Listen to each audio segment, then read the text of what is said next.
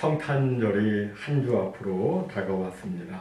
성탄절은 하나님이 우리 인간의 육신을 입으시고 이 땅에 오신 것을 기념하는 날입니다. 우리 사람은 태어나면 출생이라고 말하지만 아기 예수님은 거룩하신 하나님이시기 때문에 그분의 태어나신 것을 우리 인간의 출생과 구별해서 탄생, 성탄이라고 이렇게 부릅니다. 성탄은 그 자체가 기적입니다. 여러분 한번 생각해 보십시오. 어떻게 하나님이 인간이 되십니까? 있을 수 없는 일이죠. 그런데 성탄에 그런 신기한 일이 일어난 겁니다. 이렇게 성탄이 기적이다 보니까 성탄을 둘러싼 이야기들도 하나같이 다 기적입니다. 동정녀 마리아가 성령으로 잉태한 것도 기적이고, 또 동방박사들이 멀리서 별을 보고 찾아와 아기 예수를 만난 것도 또 기적입니다. 그리고 오늘 본문에 기록된 아기 예수의 탄생 과정도 기적입니다. 오늘 본문 1절에 보니까 이렇게 기록되어 있습니다. 그때에 가이사 아구스도가 영을 내려 천하로 다 호적하라 하였으니, 여기 가이사 아구스도는 로마 황제 시저 아우구스투스죠. 지금 달력 우리 어거스트를 강제로 집어넣은 사람으로 이렇게 알려지고 있습니다. 7월달은 줄리어스 시저가, 8월달은 아우구스투스가 이렇게 달력을 바꿀 정도로 이렇게 영향력이 아주 강했던 사람입니다. 그가 이제 황제가 되고 천하에, 그러니까 로마 제국 전역에 호정령을 내렸습니다. 요즘 말로 말하면 인구 센서스를 하도록 했습니다. 보통은 14년에 한 번씩 하는 것인데, 아구스도는 더 많은 세금을 걷어들여서 자신의 통치 기반을 다지려고 하는 그 정치적인 목적으로 10년 만에 이런 명령을 갑자기 내린 겁니다. 그런데 그 호정령 때문에 어떤 일이 일어났습니까? 오늘 본문 4절과 5절을 보니까 요셉이 자신의 본적지인 베들레헴으로 가야만 했습니다. 당시 요셉과 마리아는 이스라엘 북쪽 갈릴리 지방의 산골 마을 나사렛에서 살고 있었습니다. 그리고 마리아는 임신한 상태였습니다. 이런 상태에서는 웬만하면 이제 또 배가 불렀기 때문에 조심하면서 집에서 해산할 준비를 하고 있어야 합니다. 하지만 이 아구스도 황제의 호정령 때문에 요셉과 마리아는 어쩔 수 없이 그 나사렛에서 베들레헴까지 한 150km 정도 되는 거리인데요. 그 먼 거리를 찾아가야 했습니다. 이는 다 구약의 예언을 이루기 위해서입니다. 우리가 구약 성경을 보면 성탄에 관계된 여러 예언의 말씀들이 나오고 있는데, 그 예언 중에 메시아는 베들레헴에서 태어난다는 예언이 있습니다. 메시아는 베들레헴에서 태어난다. 그런데 만약 그때에 아구스도가 호정령을 내리지 않고 평소대로 그냥 4년 후에 시행했더라면, 그래서 예수님이 그냥 나사렛에서 탄생하셨더라면, 그러면 어떻게 됩니까? 그러면 성경은 이루어지지 않는 거예요. 예언의 말씀이 이루어지지 않는 겁니다. 그러면 성경은 믿을 수 없는 것이 되고 예수님은 메시아가 될 수가 없습니다. 하지만 정말 신기하게도 이렇게 딱 들어맞으니 정말 놀라운 일이 아닐 수가 없습니다. 어쩌면 하나님께서 그토록 그 장소와 타이밍을 절묘하게 맞추시는지 정말 신기하기까지 합니다. 우리는 이런 걸 가리켜서 뭐라고 그러냐면 하나님의 섭리다라고 말해요. 사실 당시 로마 황제는 이런 하나님의 섭리를 전혀 알지 못했습니다. 그는 단지 자기 생각대로, 자기 의지대로 계획했고 또 행동했습니다. 하지만 모든 것이 하나님의 섭리대로 절묘하게 맞아떨어진 겁니다. 오늘날에도 하나님의 섭리는 그대로 역사하고 있습니다. 사람들은 각각 자기 생각과 자기 의지대로 이 일 저 일을 계획하고 행동하지만 결국에는 그 모든 것이 하나님의 뜻을 이루도록 역사되고 있는 겁니다. 여러분 이곳 커네티컷 댄베리 지역에 오게 된 것이나 또 제가 이곳에 오게 된 것이나 그리고 오늘 우리가 이와 같이 함께 모여서 예배드리고 또 장기적으로 우리가 성경 건축을 놓고 함께 소원하고 기도하는 것, 이 모든 것은 비록 우리는 정확히는 알지 못하지만 하나님의 뜻하신 바를 이루도록 하나님에 의해서 진행이 되고 있는 겁니다. 여기에 하나님이 역사하세요. 우리는 몰라요. 하나님은 어떻게 역사하실지. 하지만 반드시 하나님이 역사하시고 하나님의 그 뜻을 이루십니다.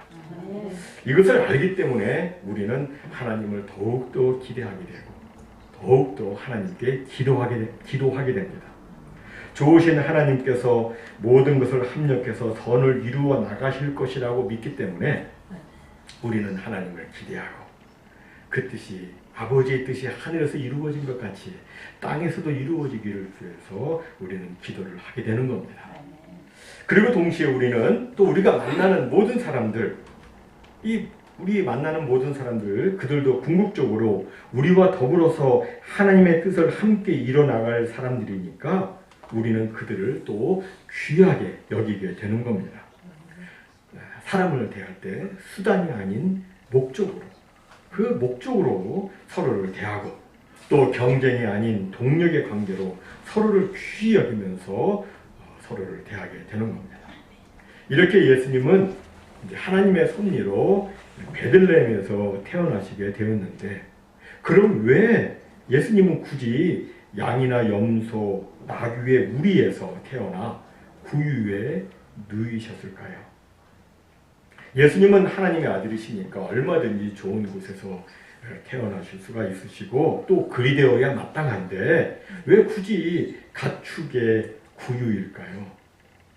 여러 이유가 있지만 가장 핵심적인 이유는 낮고 천한 인생의 고통을 몸소 체험하시고 우리들을 이해하시고 또 우리들을 구원하시기 위함입니다.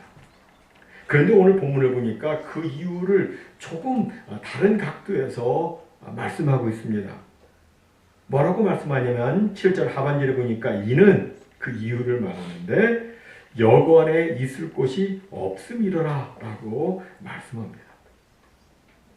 다시 말해서 여관마다 빈 방이 없었기 때문에 어쩔 수 없이 마구간에서 태어나셨다는 겁니다. 여기서 여관은 이 상업상의 여관일 수도 있고 또 당시 일반 가정의 손님방 또는 객실을 의미할 수도 있습니다. 그러니까 그때에는 모든 집에 방이 다 꽉 차 있었다. 그렇게 이해를 할 수가 있습니다. 이미 말씀드린 것처럼 그때에는 황제의 칙령에 의해서 모두가 호적을 하러 고향에 내려가던 때입니다. 멀리 타고 디아스포라에 살던 사람들까지 자기 고향으로 몰려드는 시기입니다. 그래서 그때는 고을마다 방이 없는 것은 당연한 일이었습니다. 먼저 빨리 내려온 사람들이 방을 다 차지해버려서 천천히 아주 조심조심 내려온 이 마리아, 요셉까지 차례가 오지 않은 겁니다. 그런데 이것을 우리에게 좀 적용을 해보자면 우리의 마음의 방이 꽉 차버리면 예수님께서 우리의 마음의 방에 오실 수가 없다고 하는 겁니다. 사실 요즘 우리는 얼마나 바쁘게 삽니까? 얼마나 마음이 분주하고 얼마나 이런 생각 저런 생각들로 마음의 여유가 없습니까? 우리의 마음에 세상의 이 생각 저 생각 이런 생각들로 가득 차 있게 되면 예수님을 생각할 짬도 없어요. 그죠? 예수님이 우리 마음에 들어오실 공간이 없는 겁니다. 그래서 우리는 우리의 마음을 정리해야 해야 합니다. 2000년 전 아기 예수님이 이 세상에 오셨을 때 집집마다 사람들로 꽉 차서 아기 예수님이 머무를 곳이 없었습니다. 그죠? 그래서 예수님이 우리의 구유에 누일 수밖에 없었어요. 그런데 오늘의 우리들 마음에도 세상적인 것들로 꽉 차 있다면 나를 구원하러 오신 하나님의 아들을 모시지 못하게 됩니다. 따라서 이런 일이 생기지 않도록 우리는 우리의 마음을 좀 비우고 정리를 하고 주님 모실 방을 준비를 해야 합니다. 주님이 내 마음에 들어오시도록 마음을 정리해야 됩니다. 또 우리는 예수님을 그 무엇보다도 귀히 여기고 예수님을 모셔드려야 됩니다. 만약 예수님이 당시 헤롯의 아들이나 로마 황제의 아들로 태어나셨다면 사람들은 너나 할 것 없이 예수님을 위해서 빈 방을 마련했을 겁니다. 없는 방도 마련해서 준비하고 기다렸을 겁니다. 모든 사람들이 경쟁하듯 아기 예수님을 자기 방으로, 자기 집으로 모시려 했을 겁니다. 그런데 예수님은 그렇게 오시지 않으셨습니다. 예수님은 가난한 목수의 가정을 통해서 오셨습니다. 그래서 사람들은 아기 예수님을 위해서 빈 방을 드리지 않은 겁니다. 성경은 말씀합니다. 그가 세상에 계셨으며 세상은 그로 말미암아 지은 바 되었으되 세상이 그를 알지 못하였고 자기 땅에 오매 자기 백성이 영접하지 아니하였으니. 왜 세상은 예수님을 영접하지 않았습니까? 예수님이 정말 누구신지를 알지 못했기 때문입니다. 이것은 오늘날에도 마찬가지입니다. 오늘날에도 사람들이 예수님을 제대로 알지 못하니까 예수님을 거절하고 거부하고 푸대접을 하는 겁니다. 그런데 만약 예수님이 진정으로 누구인지를 바로 안다면 반응은 완전히 달라질 겁니다. 예수님이 진정 누구신지 안다면 아무리 바빠도 예수님을 위해서 시간을 마련하고 아무리 중요한 일이 있어도 다 희생하고서라도 예수님을 만나고 영접하며 예수님께 예배 드리는 룸을 만들 겁니다. 사랑하는 성도 여러분, 이번 성탄절기를 보내면서 예수님이 정말 누구신지 분명히 아는 계절이 되기를 바랍니다. 이론적으로 지식적으로만 예수님을 아는 게 아니라 진정 예수님을 내 마음으로 진정 고귀하신 분이심을 알고 예수님을 모셔드리기 바랍니다. 여러분 예수님이 누구십니까? 예수님은 하나님의 아들 메시아입니다. 그의 어깨는 정사를 메었고 그의 이름은 기묘자요 모사요 전능하신 하나님이요 또 모든 것을 존재케 하시는 영존하시는 아버지이시고 평강의 왕이십니다. 또 예수님은 우리에게 구원과 영생을 주시어 하나님 아버지께로 나아가게 하는 유일한 길이요 진리요 생명이십니다. 따라서 이 세상에 그 누구도 그 무엇도 예수님보다 귀하지 않습니다. 이 귀한 예수님을 깨닫고 예수님을 자신의 마음에 꼭 모셔드리기를 소원하고 바랄 때 예수님이 우리 마음에 오실 수 있는 겁니다. 아멘. 이제 마지막으로 당시 사람들이 아기 예수님을 모셔드릴 수 없었던 이유는 그들의 무정함 때문이었습니다. 성경에는 나와 있지 않지만 당시 여관 주인은 어쩌면 빈 방을 확보하고 있었는지 모르겠습니다. 이번 호정령에 수입 좀 올려볼 수 있겠다 생각하고 빈 방을 미리 확보해 놓았을 수도 있을 겁니다. 그런데 산통이 시작된 여인이 여관에 들어와서 아이를 낳으면서 막 크게 소리 지르면 그러면 어떻게 됩니까? 장사에 지장이 있습니다. 그래서 여관 주인은 어쩌면 그 마리아의 배부른 상태를 보고서는 방 없다고 무조건 방 없다고 했을 가능성도 있습니다. 그리고 또 이미 설명드린 대로 그 인근 일대의 모든 방들이 정말 다른 사람들로 다 채워졌을 수도 있습니다. 그리고 태중의 아기가 만왕의 왕이신 예수님이시라는 것을 그들이 알지 못해서 그들이 그렇게 그 여관 주인이 거절할 수도 있습니다. 그러나 아무리 그렇다 해도 그들이 핑계할 수 없는 한 가지 사실은 지금 만삭이 되어서 아이를 해산하려는 여인을 거절했다고 하는 겁니다. 요셉은 다급하게 빈 방을 찾았을 겁니다. 하지만 사람들은 그 요청을 다 외면했습니다. 방이 없다고 했습니다. 솔직히 그들에게는 그들이 쓰는 방도 있었을 겁니다. 하지만 그들에게는 마음이 없었습니다. 방이 없는 게 아니라 마음이 없었습니다. 그들은 산통이 시작된 그 안쓰러운 여인을 보면서도 도와줄 마음을 막았던 겁니다.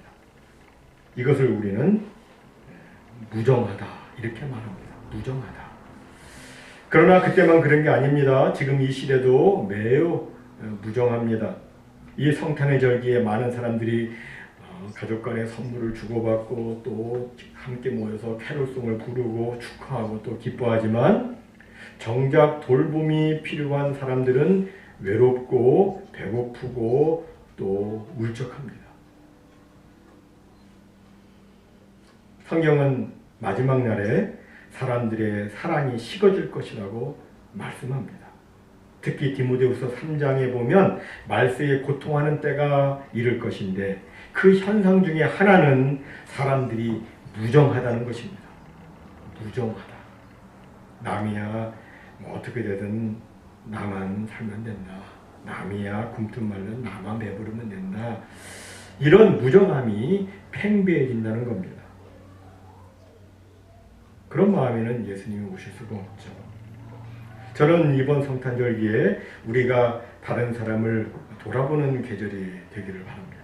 무정하고 냉랭하게 마음의 문을 닫지 말고 주변에 혹시라도 이 시대의 무정함 때문에 버려지는 사람이 없는지 돌아보고 보살펴 주기를 바랍니다. 이것이 오늘날 아기 예수님을 자기의 마음에 모셔드릴 수 있는 방법 중에 하나입니다. 불쌍한 사람들을 돌보는 것, 그것을 예수님은 나를 돌봐주는 것이라고 이렇게 말씀하셨어요. 저는 해마다 성탄절기가 되면 제 마음을 따뜻하게 해주고 또 저를 울컥하게 하는 한 가지 이야기가 생각이 납니다. 그 이야기는 캐나다 온타리오 크리스찬 초등학교에서 있었던 일입니다. 크리스마스가 가까이 오는 어느 날 이 학교에서는 성탄을 맞이해서 크리스마스 특별 연극을 위해 배우들을 모집했습니다. 아이들을 상대로 모집했어요. 그 학교에는 랄프라고 하는 4학년 학생이 있었는데 그는 선천적으로 말을 막 더듬고 또 생각이 민첩하지 못한 일종의 리타드된 그 지진아였습니다. 하지만 그 아이가, 그 랄프는 연극을 너무너무 하고 싶었어요. 그래서 이 마음을 알게 된 선생님은 어떻게든 랄프에게 용기를 주고 싶어서 배역 하나를 맡기기로 결정을 했습니다.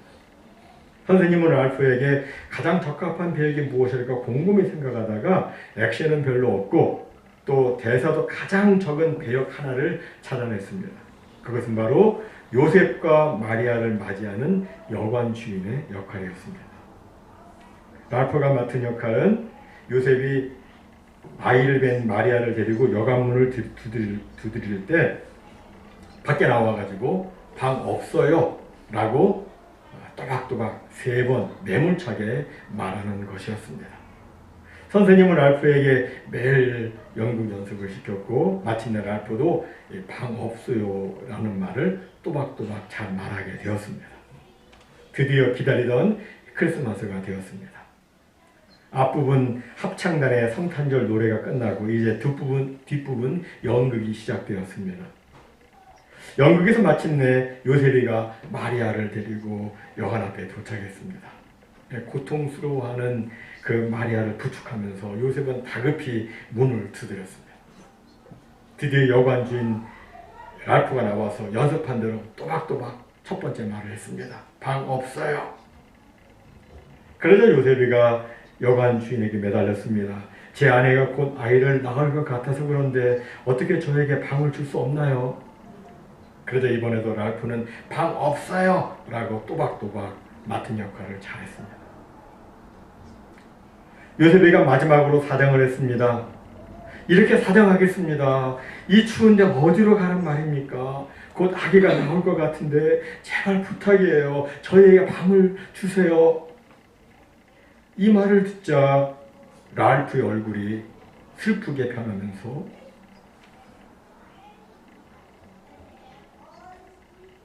눈에서는 눈물이 글썽거리기 시작했습니다. 그리고 울먹이는 소리로 이렇게 말했습니다. 그러면요, 제 방으로 오세요.